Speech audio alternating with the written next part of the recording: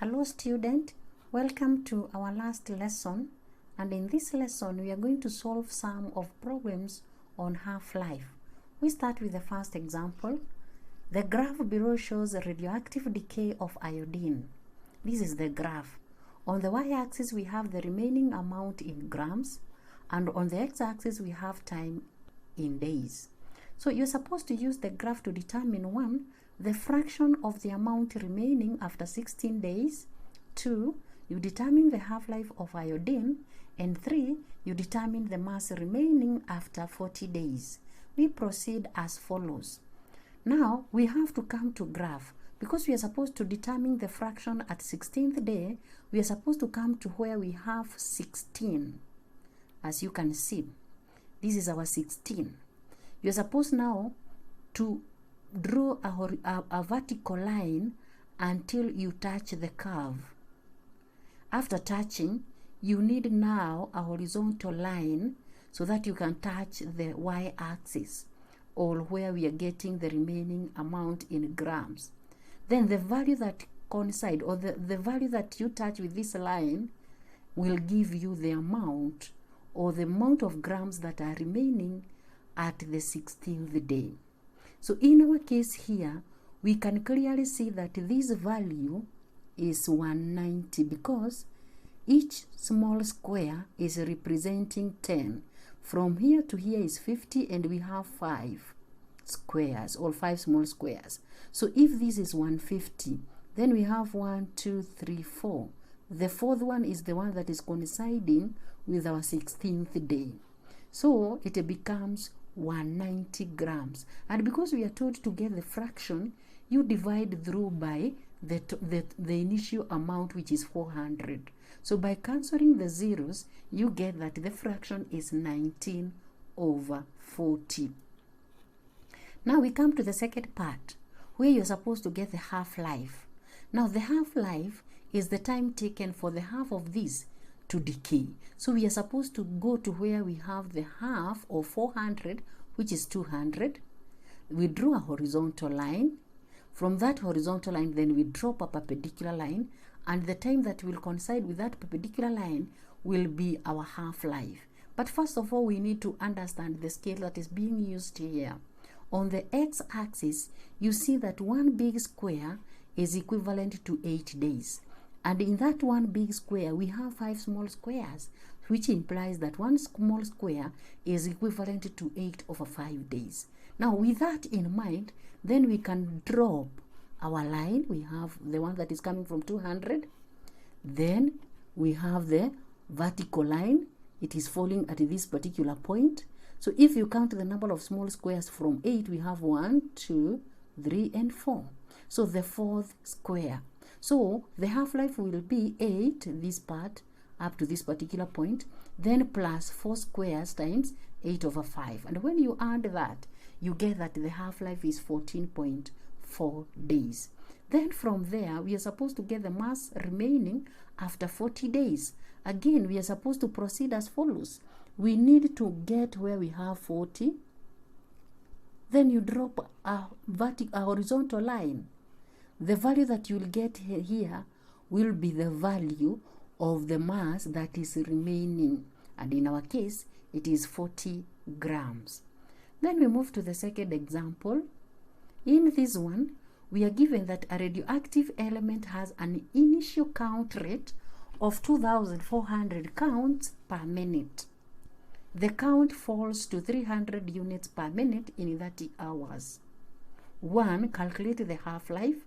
2. If the initial number of atoms in another sample of the same element is this one, how many atoms will have decayed in 50 hours?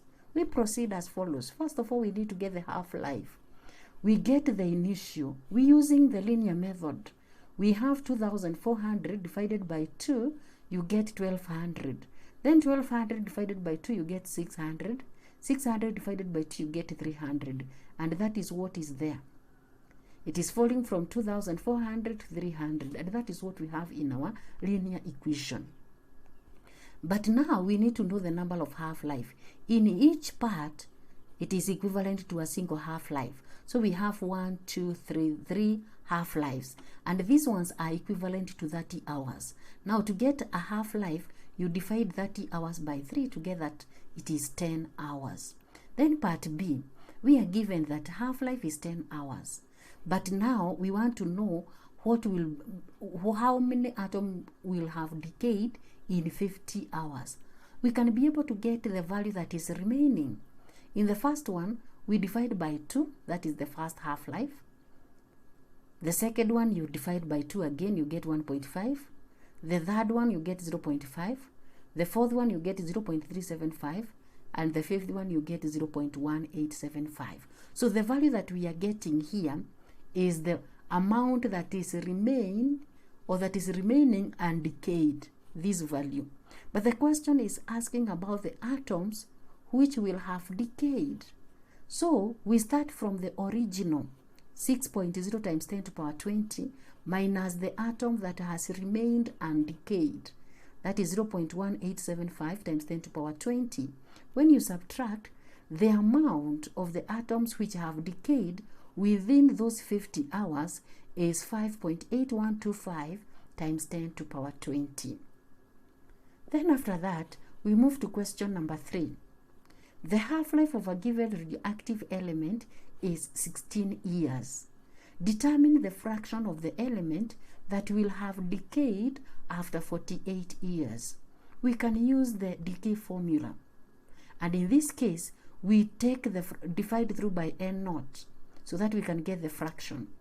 And then we substitute the time and the half-life. The total time is 48 and the half-life is 16. So 48 divided by 16, you get 3.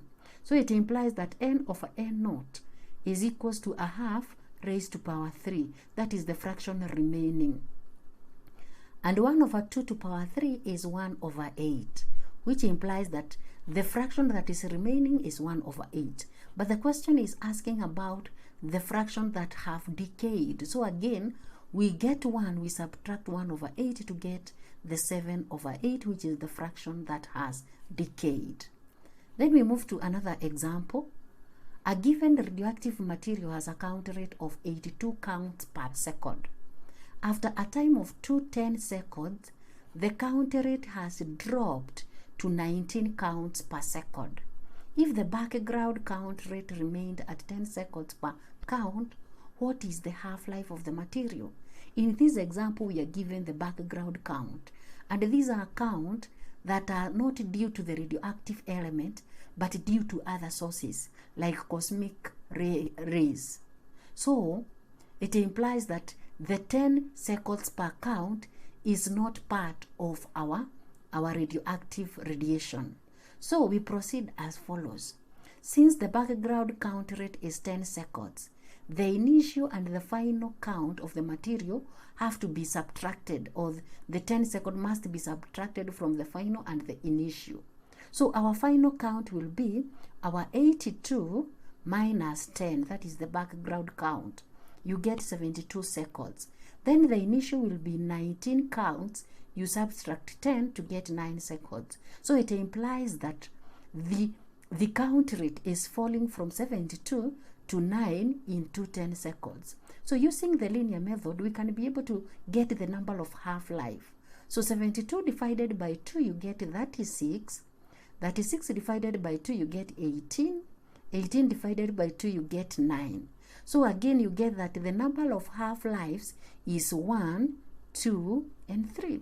So 3 half-lives is equivalent to 210 seconds. Therefore, 1 half-life is equals to 210 divided by 3, which gives you 70 seconds. That is the half-life of the material, 70 seconds. Then we proceed. We have the assignment. In this assignment, we are testing what we have just covered. But in question number 3, where you are supposed to draw the graph or decay curve, note that we have the background radiation of 10 counts per minute. So it implies that in each activity, you are supposed to subtract 10.